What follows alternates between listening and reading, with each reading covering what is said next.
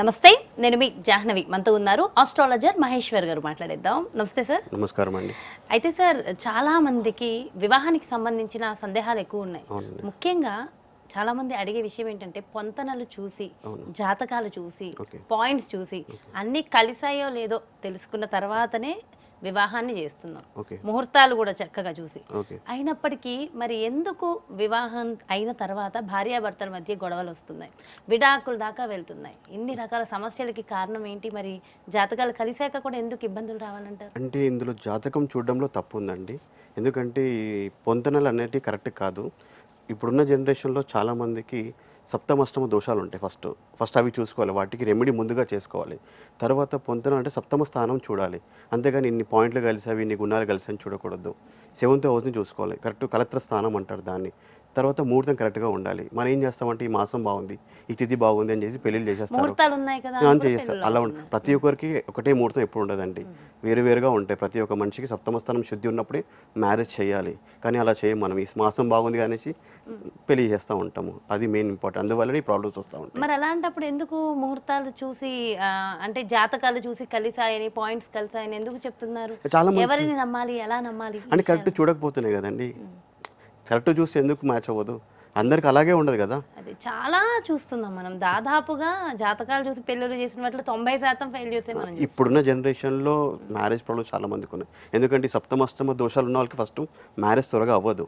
ఒకవేళ అవుతే కంపల్సరీ వాళ్ళకి ప్రాబ్లమ్స్ ఉంటాయి.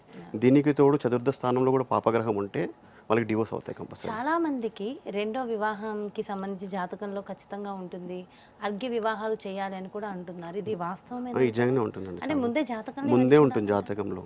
కొన్ని గ్రహాలు పాపగ్రహాలు ఉన్న స్థానాన్ని బట్టి వీళ్ళకి ఉంటాయి. అలా దోషాల వల్లనే వస్తుంది ఈ ప్రాబ్లం అంతా. అవంతా ఎలా తెలుసుకోవాలంటారు? దీన్నంతా అసలు ఎలా చూడాలి? ఏది సరైన జాతకం అని మనం ఎలా? మనిషిని బట్టి, వాళ్ళు పుట్టిన టైంని బట్టి చూడాలి కరెక్ట్ ఏదైనా కానీ. చాలా మంది రాశిని బట్టి చూస్తారు, రాశిని బట్టి చూడకూడదు. వాళ్ళ పుట్టిన టైంని బట్టి, లగ్నం బట్టి చూడాలండి. మరి రాశిని బట్టి చూడకపోతే, రాశి నక్షత్రం వీటిని బట్టే కదా జాతకాన్ని చూస్తారు. యాక్చువల్లీ రాశి అన్నా నక్షత్రాలన్నా అవి ఒకే ప్లేస్లో ఉంటాయండి, వాటికి ప్రాణం లేవు. గ్రహాలను బట్టే చూడాలి జాతకం ఎప్పుడే కానీ.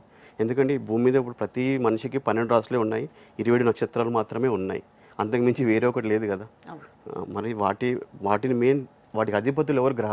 గ్రహాలను బట్టే చూడాలి ఎప్పుడే కానీ జాతకాలు అనేటివి. సో అన్నీ కలిసాయి, అంతా బాగుంది, జీవితం వెళ్తుంది, భార్యాభర్తలు ఇద్దరు బాగున్నారు అనుకున్న సమయంలో చాలా మందికి సంతానం ఉండట్లేదు.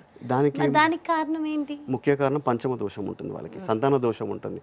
పంచమంలో పాపగ్రహాలు ఉన్న వాళ్ళకి సంతానం త్వరగా అవ్వదండి. అందులో చంద్రుడు ముఖ్య కారకుడు, ఆయన మాతృకారకుడు. ఆయన ఉంటే మాత్రం చాలా ఇబ్బంది పెడతారు సంతానంలో. ఎన్ని హాస్పిటల్స్ తిరిగినా, ఎన్ని సంవత్సరాలు కూడా సంతానం త్వరగా అవ్వదు. వాటికి రెమెడీ చేసుకుంటేనే అప్పుడు అవుతుంది. అంటే ఏం రెమెడీస్ ఎలా తెలుస్తాయి? మన జాతకం సరిగ్గా సరైన పరిశీలన అంటే ఏ విధంగా తెలుసుకోవాలంటే? అది చూడాలండి. చూస్తేనే మనకి అంశాలు, భావాలు ఉంటాయి. ఒక రాశిలో అంటే ఎవరు కరెక్ట్, ఎవరు రాంగ్ అనేది ఎలా తెలుసుకోవచ్చు అంటారు? అది మనం చూసేదాన్ని బట్టి ఉంటుంది అంతే. వచ్చిన ఫలితం పొందితేనే కదా రైట్ రాంగ్ తెలుస్తుంది. ఇది చేయకుండా ఫలితం పొందాలంటే కాదు కదా. అందుకని అంటే వివాహానికి సంబంధించి కానీ, అటు సంతానానికి సంబంధించి కానీ రెమెడీస్ అంటే ఎలాంటివి ఉంటాయంటే? వాళ్ళు ఇంటి దగ్గర చేసుకోవచ్చు అండి, పెద్దగా ఏముండవు. ఇంటి దగ్గర గుళ్ళో చేసుకోవాలి. గ్రహానికి సంబంధించిన ధాన్యము, వస్త్రం ఉంటుంది. అవి కరెక్ట్ సంకల్పం చెప్పి పూజ చేసి దానం చేయాలి.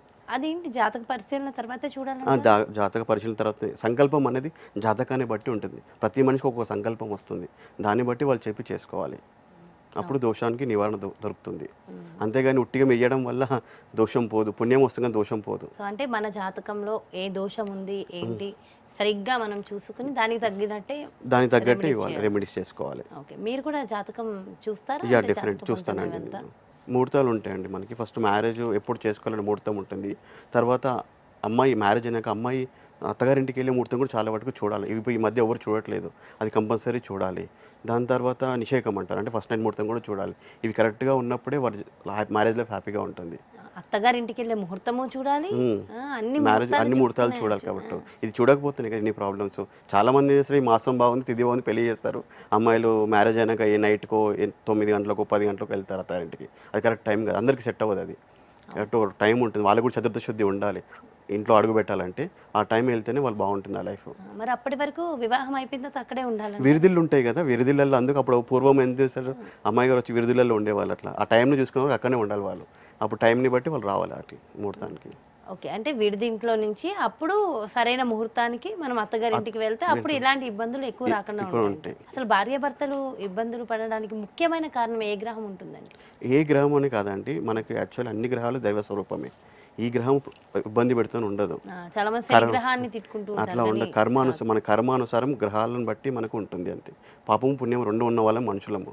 అందుకే ప్రతి ప్లానెట్ అది మనం చేసిన పుణ్యాన్ని పాపాన్ని బట్టి మనకి నిర్ధారిస్తుంది. అది ఎప్పుడు ఏం జరగాలి, దశలు భుక్తులు ఉంటాయి మనకి, దాన్ని బట్టి మన జీవితం నడుస్తూ ఉంటుంది. ఓకే. ఓవరాల్గా వివాహం అయి ఇబ్బందులు పడుతున్న వాళ్ళకి కానీ, వివాహం అవ్వక ఇబ్బంది పడుతున్న వాళ్ళకి కానీ ఓవరాల్గా ఒక రెమెడీ అని అడిగితే మీరు పర్సనల్గా ఏం చెప్తారు?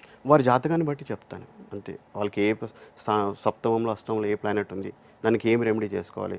ఇంకోటి ఏంటంటే రెమెడీ ఒకసారి చేస్తే పోదండి దోషము. కంటిన్యూస్గా కొన్ని రోజులు చేయాలి. ఆ గ్రహం బలాన్ని బట్టి, ఆ రాశిలో ఎంత బలంగా ఉందని చూసి దాన్ని బట్టి రెమెడీ చేసుకోవాలి. చాలామంది ఒకేసారి చేసేసాను రెమెడీ పోలేదు నమ్మడం అంటే కుదరదు. అది రెమెడీ కంటిన్యూస్ చేయాలి కొన్నిసార్లు, అది అప్పుడు ఆ దోషం తగ్గుతుంది. కంటిన్యూస్గా అంటే అది ఇన్ని రోజులు అని ఉంటుంది, ఇన్నిసార్లు అని ఉంటుంది. 41 days 21 days అట్లా వారాలు ఉంటుందండి. అలా కంటిన్యూస్ అంటే డే బై డే చేయొద్దు. వారానికి ఒకసారి, 3 వారాలకు ఒకసారి, 4 వారాలకు ఒకసారి, నెలకు ఒకసారి, లేదా 6 నెలలకు ఒకసారి, సంవత్సరానికి ఒకసారి చేసుకోవాలి. అప్పుడు బాగుంటుంది లైఫ్ అనేది. మరి సంతానం చాలా మందికి కలగట్లేదు, దానికి ముఖ్య కారణం ఏముంటుంది? ఏ గ్రహ కారణం ఉంటుంది? చెప్పండి కదండి, పంచమ స్థానం. జాతకంలో పంచమ స్థానంలో ఏ గ్రహం ఉన్నా సంతానానికి ఇబ్బంది పెడుతుంది. అందులో మాతృకారకుడు చంద్రుడు ఉంటే మరీ ఇంక ఇబ్బంది. పుత్రకారకుడు గురువు అయినా ఇబ్బంది ఎక్కువ ఉంటుంది వాళ్ళకి, సంతానం త్వరగా అవ్వదు వాళ్ళకి. వాటికి రెమెడీ చేసుకున్నప్పుడే వాళ్ళకి సంతానం. సో ఎవరి ఇండివిజువల్ రెమెడీ వాళ్ళకే ఉంటుందండి. అందరికి ఒకే రెమెడీ ఉండదు. ఓవరాల్ గా కొన్ని రెమెడీస్ ఉంటాయి కదా, ఋషులు చెప్పినటువంటి రెమెడీస్, అట్లా ఏం ఉండదు. అట్లా ఏం ఉండదండి. అట్లా ఉంటే అందరు చేసుకుంటున్నారు కదా, ఫలితాన్ని పొందుతున్నారు. ఇప్పుడు ఈ కలియుగంలో కొంచెం మంత్రాలు పనిచేయవు త్వరగా. ఈ కలియుగ ప్రభావం అది. మంత్రాలు, జ్యోతిష్యము. మంత్రమే తొందరగా పనిచేస్తుంది అంటున్నారు. కలియుగంలో మంత్రము, జ్యోతిష్యము, ఆయుర్వేదము, అంజనం తెలుసా మీకు? అవును, ఒకప్పుడు ఉండేది, ఇప్పుడు లేదు. ఎందుకంటే కలియుగం నడవదు ఉంటే. అందుకని త్వరగా ఏవి పనిచేయవు. అంటే ఏవి సరిగ్గా తొందరగా పనిచేస్తాయి అంటారు? ఏవి చేస్తూ ఉండాలి, దాన్ని ప్రయత్నిస్తూ ఉండాలి. ప్రయత్నం చేస్తూ జాతకాన్ని పరిశీలన చేసుకుంటూ అప్పుడు వస్తుంది ఫలితం. సో అలా చేయగా ఫలితం 100% వస్తుందండి. ఓకే. ఇండివిజువల్ గా ఎవరి జాతకమైనా మీరు పరిశీలన చేసి పరిశీలన చేసి వాస్తు ఇవన్నీ కూడా వాస్తు కూడా జాతకం నుంచే ఉంటుందండి. దానికి సపరేట్ గా శాస్త్రం ఏం లేదు. అయితే ఇప్పుడు చాలా మంది జాతకం బాగుంది అంటారు, కానీ పర్టికులర్ ఇంటి వాస్తు బాగాలేదంటారు. దీన్ని మీరు ఒప్పుకుంటారు? యాక్చువల్లీ జాతకం బాగుంటే ఇంటి కూడా బాగుంటుంది అంతే. మన జాతకం బాగుంటే బాగున్న ఇంటికి వెళ్తారు. మీ జాతకంలో పాపగ్రహాలు ఉన్నప్పుడు చతుర్థంలో ఆటోమేటిక్ అలాంటి ఇంట్లోకి మీరు వెళ్తారు. సో వాస్తుకి జ్యోతిష్యానికి డిఫరెన్స్ లేదు అంటారు? అన్ని జ్యోతిష్యంలోనే ఉంటాయి.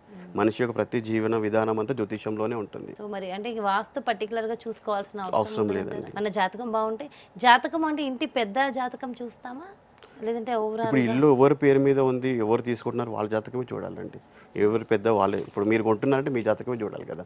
అయితే వివాహానికి పర్టికులర్ గా రెమెడీ లేదు అన్నారు. అవునండి. మరి సంతానం కలిగిన వాళ్ళకి ఏమైనా ప్రత్యేకంగా రెమెడీ ఉందండి? రెమెడీ ఏంటంటే గురువారం పూట రాగి చెట్టు చుట్టూ తిరిగితే సంతానం కలిగే యోగం ఉంటుంది. ఎందుకంటే గురువు పుత్రకారకుడు కాబట్టి సంతానకారకుడు.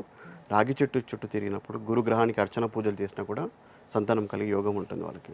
ప్రతి గురువారం సంతానం ఉండదు వాళ్ళు చేయాలి కంపల్సరీ. ప్రతి గురువారం రాగి చెట్టు చుట్టూ తిరగాలి. ఓకే. రాగి చెట్టు చుట్టూ ఎన్ని ప్రదక్షిణాలు అని ఏమైనా ఉంటుంది? 108 చేస్తే చాలా మంచిది. చాలా డీటెయిల్ గా ఎక్స్ప్లెయిన్ చేశారు. థ్యాంక్ యూ సో మచ్ అండి. థ్యాంక్ యూ అండి.